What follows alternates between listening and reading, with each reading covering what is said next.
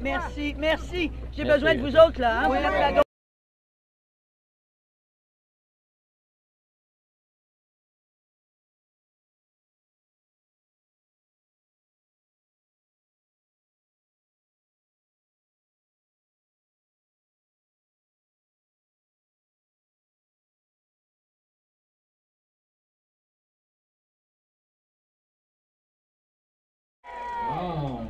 Jean-Claude et Julie ont mis la table là, pour ceux qu'on va entendre, celles qu'on va entendre tantôt. Mais pour ça, il va falloir, vous savez, pour qui on est venu ici? Y en a-t-il qui savent? C'est qui nous a invités ici? Personne ne le sait, c'est bon, je vais vous le dire. C'est la coalition nationale et la coalition régionale opposée à la tarification et à la privatisation des services. Donc ça, vous retenez ce nom-là qui est vraiment facile, là. C'est eux autres qui nous souhaitent le bienvenu. Mais c'est pas la première fois qu'on vient ici. Hein? C'est une terre connue pour nous autres.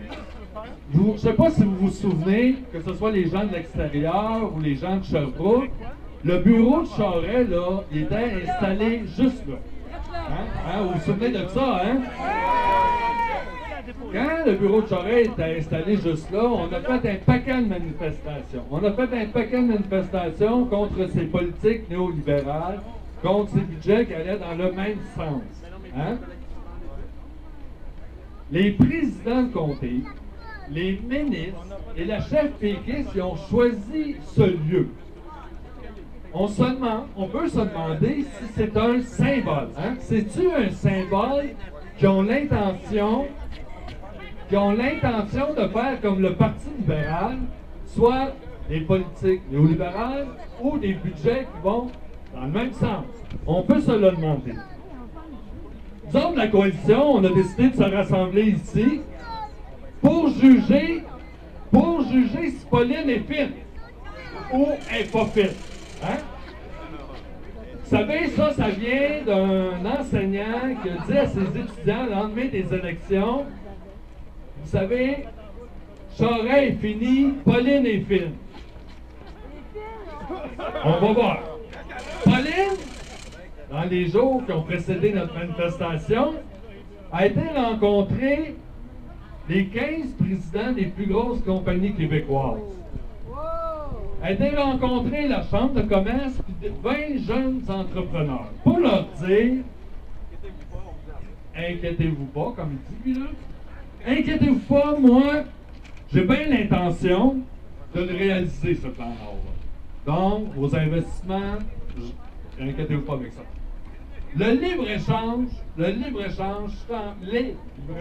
on est bien d'accord, nous autres, le PQ, avec ça. Puis, pour finir, vous voulez investir dans le pétrole québécois, l'exploitation, on va le faire. Ça, la Chambre de commerce, les 15 présidents, et ainsi que les 20 jeunes entrepreneurs ont applaudi chaudement notre chef, notre première ministre. Là, nous autres, on est venus ici pour savoir si Pauline, elle nous a oubliés, si elle va être aussi fine avec nous autres. Hein? Pensez-vous qu'elle va être aussi fine avec nous autres? Il y a 4 personnes, 4 intervenants qui vont venir nous faire un portrait de la situation actuelle. Qui vont venir nous dire depuis l'élection jusqu'à ce jour, puis pour le budget qui s'en vient, qu'est-ce qu'on peut s'attendre de Pauline. Hein? Marois!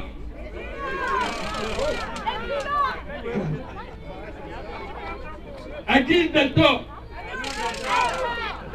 Moi, je vais inviter. Il y en a une qui s'avance, mais c'est pas elle. Je sais pas pourquoi elle s'avance. Il y en a qui sont pressés de parler. Parce qu'elle recule pas. Elle recule pas. OK.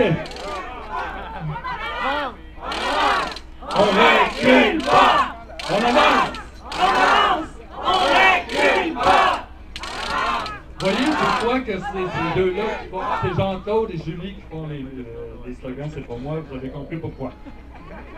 La première personne qui va nous parler, elle est coordonnatrice de Solidarité populaire Estrie et en même temps, c'est ce regroupement-là qui est le siège social de la coalition nationale opposée à la tarification et la privatisation des services. Je vous demande de prendre ce nom-là d'ici la fin de la journée. Hein? Elle va venir essayer de nous faire un portrait depuis l'élection, là. Depuis le 4 septembre, là. C'est quoi le PQ? C'est quoi que le PQ a fait? Le PQ dans le cul? Je sais pas. En tout cas, on va venir nous dire c'est quoi qu'ils ont fait finalement. Fait qu'on écoute Suzanne Thériault, on le peut bien fort.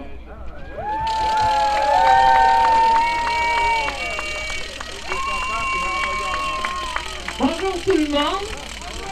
Vous êtes en forme? Oui!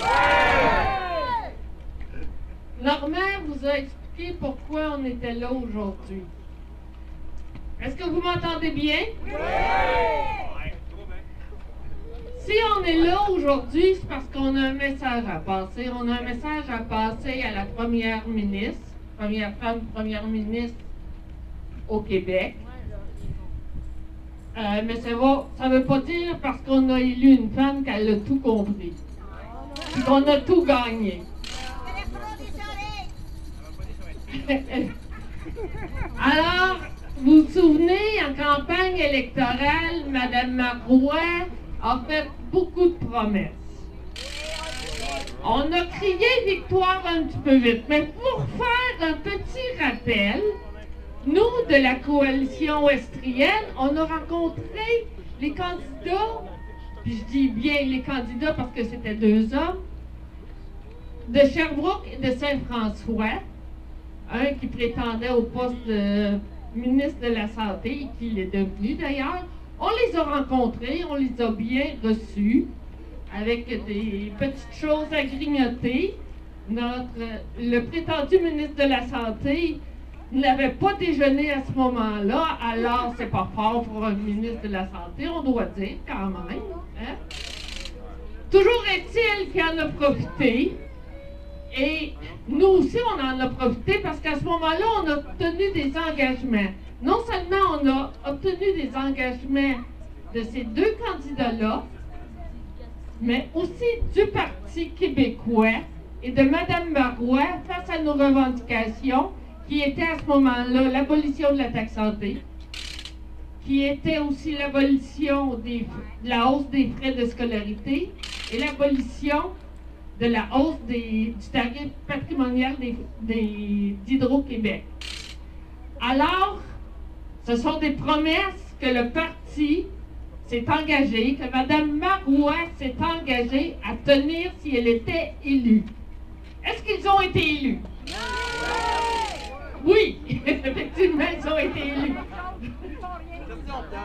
Minoritaires, mais ils ont quand même été élus sur la base des engagements qu'ils et elles ont pris. Aujourd'hui, Mme Marois et ses ministres reculent sur leurs promesses électorales.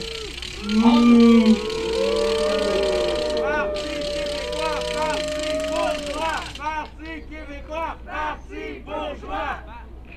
Effectivement. Aujourd'hui, Parti québécois, parti bourgeois, Parti québécois, parti bourgeois. Parti québécois, parti bourgeois. Le Parti québécois a reculé, entre autres, sur l'abolition de la taxe santé. Aujourd'hui, le Parti québécois nous dit qu'il met une taxe santé progressive. Est-ce dire qu'on pourrait appeler maintenant le Parti québécois le Parti progressiste conservateur?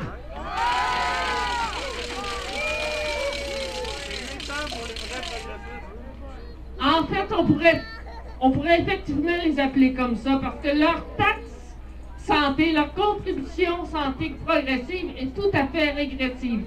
Quand on pense qu'à 20 000 $ de revenus annuels, on est taxé pour 100 $, c'est tout à fait régressif. Il n'y a rien de progressif à ce niveau-là. Notre service de santé doit demeurer accessible pour toutes et pour tous. Ça doit être un service de santé universel. Le Parti québécois nous a promis un sommet sur l'éducation aussi. Mais tout le long de sa campagne, il a garanti qu'il allait indexer les frais de scolarité. est-ce que c'est acceptable? Non!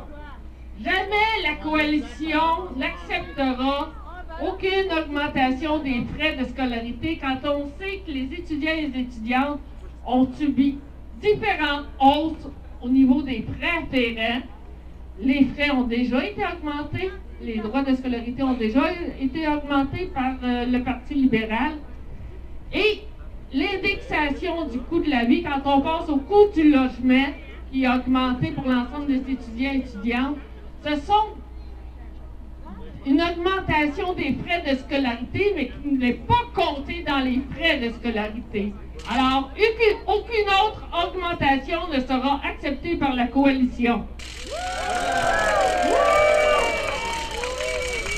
Des sous pour l'école, pas pour les monopoles. Des sous pour l'école, pas pour les monopoles. Des sous pour l'école, pas pour les monopoles. Au niveau des frais du bloc, l'augmentation du bloc patrimonial, il faut se rappeler aussi, historiquement, que le gouvernement libéral a nationalisé l'électricité. Vous vous rappelez de ça? Aujourd'hui, si tout le monde peut avoir accès à l'électricité, c'est par ce pacte social qu'on s'est donné et que le gouvernement se propose d'augmenter. Ainsi, les gens à faible revenu, les gens les plus démunis, n'auront plus accès à l'hydroélectricité. Non aux tarifications, pensons à population. Non aux tarifications, pensons à population. Hydro-Québec rapporte des milliards au gouvernement québécois. C'est sûr que c'est un beau potentiel pour financer. Sauf qu'il faut respecter la population pour permettre aux gens les plus démunis qui logent dans des loyers énergivores, mal isolés, c'est eux autres qui vont subir les impacts d'une hausse des frais des tarifs d'électricité. Puis de hausser le bloc patrimonial, ça ne garantit pas non plus que les tarifs réguliers d'électricité ne seront pas haussés par la Régie de l'énergie. Alors nous disons non. Non. Non à l'augmentation du bloc patrimonial. Non, non, non à la tarification. Non, non. Le gouvernement du Parti québécois va aussi promis d'ajouter 2 paliers d'imposition, ce qui a permis de ne pas augmenter les tarifs, mais aussi de faire payer les plus riches. On demande à la population de faire sa part, mais on ne demande jamais aux plus riches et aux entreprises de faire leur part. Est-ce que c'est normal? Non! Tout est à nous, tout est à nous, rien n'est à eux, rien n'est à eux. Tout est à nous. Il envolé. Laissez privatiser. On veut la gratuité parce que sinon ça va péter. Tarifé privatisé, c'est pas notre projet de société. Tarifé privatisé, c'est pas notre projet. Es-tu là? Quand il parle d'économie, c'est sous le dos des démunis. Quand il parle d'économie, c'est sur le dos L'austérité sont des choix pour écraser. Les mesures d'austérité sont des choix pour écraser. Pour appauvrir, on se laissera pas désunir. Es-tu là? Marois! Marois! Es-tu là? Marois! Dans la rue, il y a des locataires, des étudiants et étudiantes, des femmes de centres de femmes, des professeurs de cégep, des personnes en situation de pauvreté. Il y a des gens de différents groupes de l'esprit, mais d'ailleurs également qui sont venus lancer un message au gouvernement péquiste. C'est pas nouveau qu'on se serre les coudes et qu'on milite et qu'on se mobilise ensemble. C'est depuis le début 2010 que la coalition s'est formée et qu'on se bat contre les mesures d'austérité budgétaire. Le message qu'on est venu lancer aujourd'hui au PQ, c'est que s'il veut aller de l'avant lui aussi avec l'austérité budgétaire qu'il nous annonce pour son prochain budget, il va nous trouver sur son chemin. L'austérité budgétaire, on le sait, fait au détriment des services publics qui sont déjà mis à mal par les compressions des derniers gouvernements et ça se fait au détriment de notre qualité de vie à tous et à toutes. Ceci dit, c'est toujours les plus pauvres qui écopent et déjà en Estrie, comme partout au Québec, les banques alimentaires débordent, les loyers sont chers, la classe moyenne est surendettée, il y a des gens qui à chaque mois sont en situation de survie, qui font des choix dramatiques comme payer les médicaments ou le loyer, qui sont obligés de vivre en colocation contre leur gré pour pouvoir avoir un toit sur la tête. Et nous, on trouve que c'est... il n'y a pas de mot. On trouve que c'est anormal dans une société aussi riche que la nôtre que ces situations-là se vivent. Et le nouveau gouvernement, dans son discours inaugural, a mentionné l'importance de la solidarité. Madame Marois a dit qu'elle voulait revenir à la solidarité dans son discours inaugural. Ce qu'on veut lui dire aujourd'hui, c'est que la solidarité, c'est pas juste un beau mot, c'est pas juste un mot qui fait bien dans un discours. Ce qu'on est venu lui dire, c'est que la solidarité, c'est des mesures concrètes. Et que la première mesure pour lutter contre la pauvreté, pour être solidaire, c'est de lutter contre la pauvreté.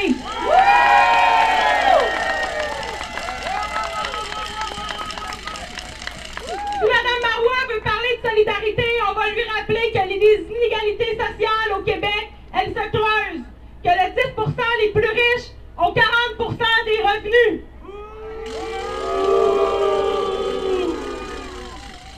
Que les mesures d'austérité qu'on a vécues dans les dernières années et que le PQ veut nous annoncer lui aussi, elles continuent de creuser ces inégalités-là qui sont déjà grandissantes, inquiétantes et qu'on refuse, nous, aux Fratrus et à la coalition.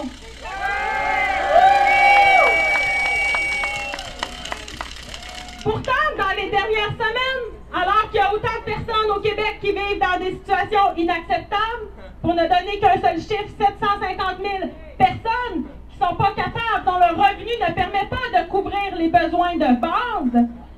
C'est pas de ça dont on a entendu parler dans les dernières semaines depuis l'arrivée du PQ. Non, c'est des pauvres riches dont on a entendu parler sous toutes les tribunes dans les dernières semaines au Québec.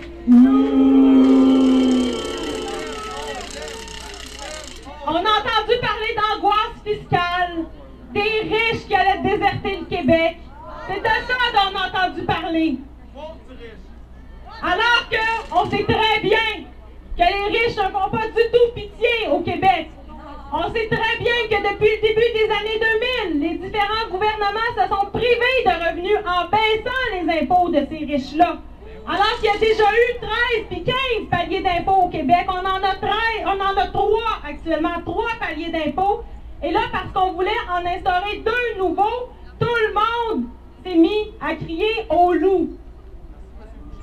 On nous a aussi sorti toutes sortes de chiffres pour nous faire croire que les riches payaient 25% allaient payer 25% de leurs revenus en impôts, alors que selon les statistiques fiscales, les contribuables qui gagnent entre 100 et 150 000, ils paient 13% d'impôts parce qu'ils bénéficient de toutes sortes d'exemptions fiscales. Alors c'est faux!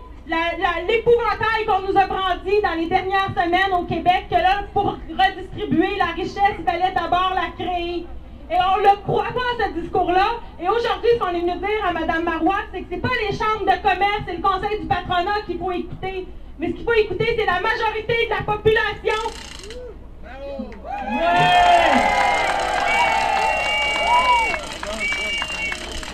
Ce qu'il faut écouter, c'est justement la majorité de la population, la grande majorité de la population, illustrée par le 1%, peut-être, qui, elle, à tous les jours, a des préoccupations bien plus terre à terre que les plus riches et les chefs de grandes entreprises qui ne sont pas du tout à plaindre et dont les revenus se calculent en milliers de dollars et même en milliards dans certains cas.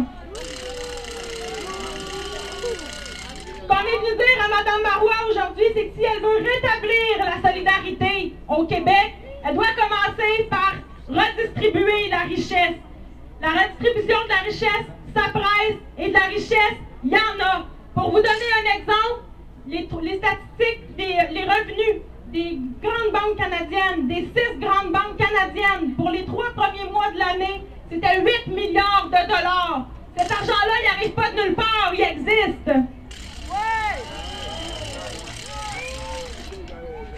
On est venu dire aujourd'hui au Parti québécois, on est venu lui lancer comme message, c'est d'avoir le courage politique, non pas de plier devant les intérêts financiers, mais le courage politique de vraiment mettre en œuvre des alternatives fiscales qui vont permettre une réelle solidarité. Puis on sait que ça ne se fera pas tout seul et c'est pour ça qu'on est dans la rue, parce que les gains qu'on a obtenus dans les dernières années, le peu de gains, hein, notamment les engagements sur la taxe santé qui sont aujourd'hui non respectés, et l'annonce qu'on nous a faite d'abolir la hausse des tarifs d'hydroélectricité du bloc patrimonial, c'est grâce à la mobilisation qu'on a faite dans les rues depuis le début des années 2010, qu'on a faite par centaines et par milliers pour faire pression sur ces gouvernements-là, et engagement sur lequel on a également interpellé le PQ. Même chose, la lutte étudiante, sans elle, il n'y aurait pas eu d'annonce qu'on a eue durant la campagne électorale sur la hausse des frais de scolarité et qu'on a vu dans les derniers jours lorsque le Parti québécois s'est engagé à maintenir le gel dans le prochain budget.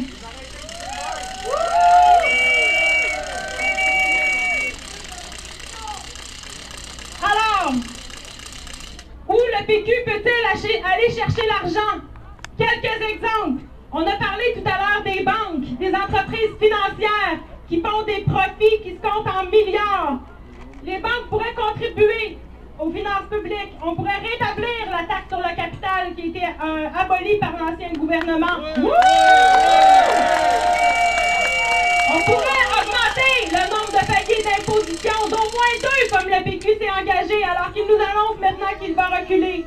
On pourrait diminuer le plafond des REER. Qui ici a 21 000 $ à mettre dans son REER à chaque année?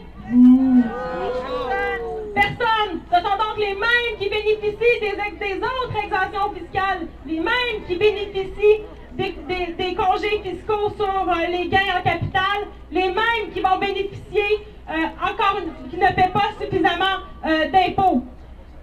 Qu'est-ce qu'on pourrait faire d'autre? On pourrait également mieux contrôler le coût des médicaments. On pourrait aller chercher 1 milliard de dollars par année avec ça.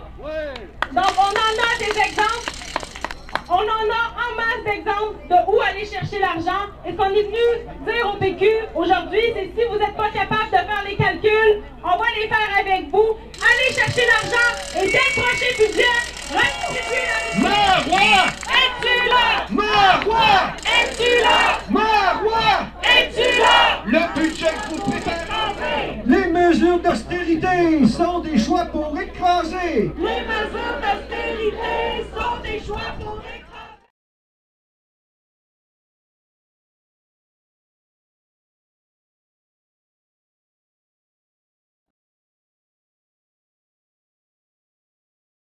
Heureux de voir nos collègues d'un peu partout au Québec se réunir afin de venir porter la bonne nouvelle. On voyait assez fréquemment lorsque M. Charest était là. Peut-être qu'on va voir un peu moins fréquemment dans les semaines et les mois qui vont venir, étant donné qu'il nous a quittés. Bon, c'est un mal contre un bien, on dira là, dans ce cas-là. Alors, bienvenue à vous tous. Je vais parler effectivement des mesures et des effets de certaines mesures qui ont été proposées par le gouvernement marois, entre autres sur l'éducation. Je vais vous parler aussi des questions d'austérité qui semblent être le nouveau mot à la mode dans le gouvernement marois. Oui, effectivement, boubou. Moi, c'est drôle, pendant la campagne électorale, je ne me rappelle pas d'avoir entendu le mot austérité prononcé extrêmement souvent, du moins de sortir de la bouche de Mme Marois. Je l'ai entendu de la bouche de M. Legault. Je l'ai entendu de la bouche de M. Charest, peut-être. Je l'écoutais pas très souvent, mais de Mme Marois, assez peu. Mais là, tout à coup, ces gens-là sont au pouvoir, volte-face. Il semble que l'austérité soit maintenant de rigueur. Qu'est-ce qui s'est passé? Est-ce que les premiers jours, le cafouillage, c'était qu'ils ont tenté de mettre en place des mesures de gauche, mais rapidement, ils se sont rendus compte que ça ne faisait pas partie de leur code génétique, et là, ça a été tout croche. Et là, ils disent, on va revenir vraiment à ça vers quoi on est un peu plus à l'aise, les questions d'austérité. Et là, on a eu la joie d'écouter Mme Marois lors de son discours d'ouverture. Je ne sais pas si certains d'entre vous l'avaient fait. C'est drôle, j'avais comme des flashbacks, des espèces de... Ça me faisait penser un peu à Elvis Gratton là, qui écoute des vieilles émissions, des vieux matchs de baseball enregistrés. J'avais l'impression d'écouter un vieux discours inaugural de Jean Charest.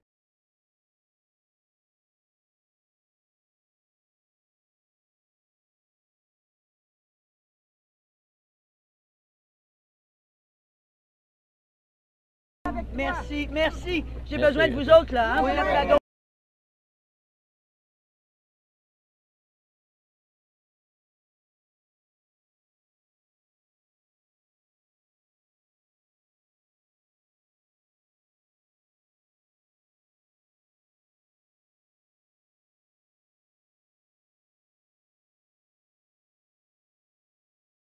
Malheureusement, pour M. Makakoto, j'étais pas né en 69, je suis né en 73. Je n'ai pas vécu la belle époque hippie, peut-être que Normand, tu y étais. Oui. Est-ce que tu t'en rappelles, vaguement? Eh bien, je ne crois pas que les messages que nous portons ici sont des messages de hippie. C'est pas des messages, juste le mot, l'appellation, hein, c'est dénigré. Hein, vous savez pas ce dont vous parlez. Vous n'êtes pas au fait de l'économie, des théories. Non, hein, si vous faites preuve de rigueur, c'est l'austérité. Donc, ce mépris-là, ça a commencé, 3-4 semaines après le retour au pouvoir. Ça l'augure pas bien. Ça l'augure pas bien. Ce qui augure pas bien non plus avec nos amis du PQ, c'est qu'ils ne semblent pas intéressés à nous entendre et à nous voir manifester. Depuis quelques jours, on a fait l'annonce en Estrie de cette manifestation-là et on a vu beaucoup de gens du Parti québécois nous écrire, nous dire « Ce n'est pas le temps de sortir, vous allez faire mal au Parti québécois, c'est pas le temps d'aller manifester, vous allez nous affaiblir. » Depuis quand est-ce que la manifestation et de revendiquer nos droits constitue quelque chose qui est affaiblissant dans une vie démocratique? Parce que Pauline Marois nous parle d'un gel indexé qui est vraiment une expression orwellienne, hein, un gel indexé. C'est pas un gel si on indexe, c'est une augmentation. OK, appelons les choses par leur vrai nom. Or, cette augmentation-là s'additionne à des augmentations pour les autres frais que les étudiants doivent payer.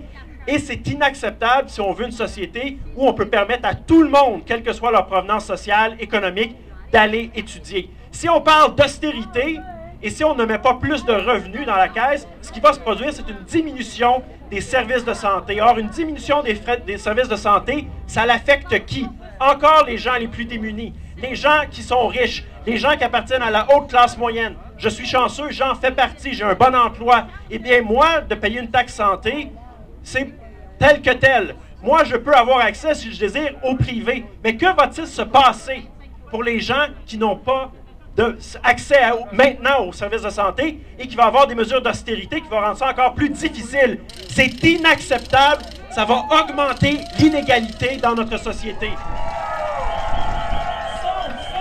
Le choix qu'on a à tous les mois, payer le loyer ou les repas. Le choix qu'on a à tous les mois, payer le loyer. Solidarité, imposer les fortunés. Pour plus de solidarité, imposer les fortunés. Bonjour à vous tous et merci de m'accueillir pour vous dire quelques mots au nom du regroupement des centres de femmes du Québec qu'on appelle communément l'AIR. Juste pour un petit peu vous dire, j'aime beaucoup la Mégantic, mais ma région d'origine, moi c'est Magog que je viens. C'est pas grave. Bon, nous autres ici, les membres de l'AIR crient, elle aussi, là, haut et fort que la redistribution de la richesse, elle ne peut plus attendre. Elle est nécessaire dès maintenant et elle passe par l'abolition de la taxe santé. Dès les débuts de 2006, tout près de 100 centres de femmes qui couvrent les 17 régions du Québec se sont mobilisés contre cette mesure injuste. C'est environ 300 000 femmes du Québec qui se mobilisent depuis 7 ans pour dire non à la taxe santé. Le Parti québécois, lors des dernières élections, s'est engagé auprès de ces femmes et de la population québécoise à l'abolir. Une promesse qui a sans doute contribué à son élection. Et aux yeux du peuple québécois, il est inadmissible que ce gouvernement-là, qu'il recule et qu'il nous arrive avec une taxe santé progressive pour se plier aux caprices des chambres de commerce et autres personnes influentes de la classe privilégiée. Ce recul et cette idée de taxe progressive est une trahison du Parti québécois envers son électorat. Pour nous, c'est une trahison. Un sondage Crop du printemps dernier pour l'actualité avait rapporté que 70% des Québécoises et des Québécois se disaient favorables à l'abolition de la taxe santé et à son remplacement par une hausse d'impôts pour les revenus de plus de 130 000. Donc, pourquoi maintenant recule-t-il non à la taxe santé, non à la taxe santé et non et oui à la justice sociale? Merci à vous tous. Là, on a passé quelques lois, on a fait une élection, puis on s'est dit, il va être tranquille, ce mouvement-là. C'était mal les connaître. Ce mouvement-là s'est étendu au niveau international, puis il y a un étudiant qui a le goût de venir nous en parler, parce que je pense qu'il va y avoir quelque chose dans les semaines qui s'en viennent là-dessus. Fait que j'invite Étienne Leclerc à venir nous parler de cette semaine-là.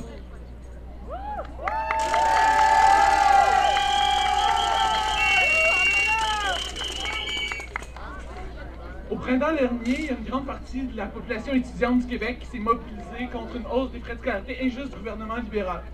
C'est un combat qui s'inscrit dans une lutte qui est beaucoup plus globale, qui consiste à préserver la justice sociale et à émanciper nos services publics des règles du marché. Les services publics n'ont pas à être rentables. Les services publics n'ont pas à être financés par nos poches à l'aide de tarifs. Et c'est pour ça, entre autres, que les étudiants se sont levés le printemps dernier. C'est toujours en concordance avec ces visions progressistes-là que dans les prochains jours, un peu partout au Québec, il y a des milliers d'étudiants et d'étudiantes qui vont entrer de nouveau en grève pour une semaine.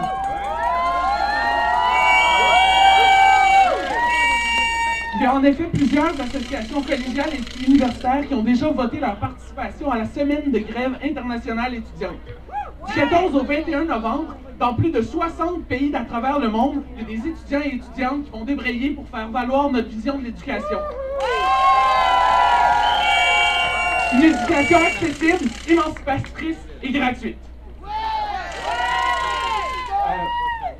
Je suis fier d'être avec vous aujourd'hui. Je suis fier qu'on soit tous ici rassemblés afin de rappeler au Parti québécois ses engagements et ses responsabilités envers le peuple.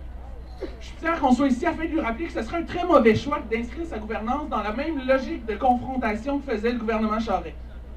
Je suis fier qu'on soit ici afin de lui rappeler qu'une vision progressiste de la société québécoise est toujours bien vivante. Finalement, je suis fier d'être ici avec vous afin de rappeler au gouvernement marois que ça ne doit pas être une utopie que de parler de biens communs, de services publics gratuits, de logements abordables et de travail décent pour tous.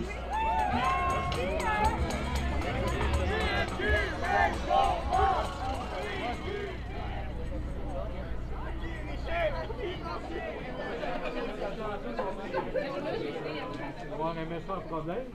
C'est que on va commencer les gens de l'extérieur, peut-être par vous autres. Oui? Alors, oui, mais tu vois ça.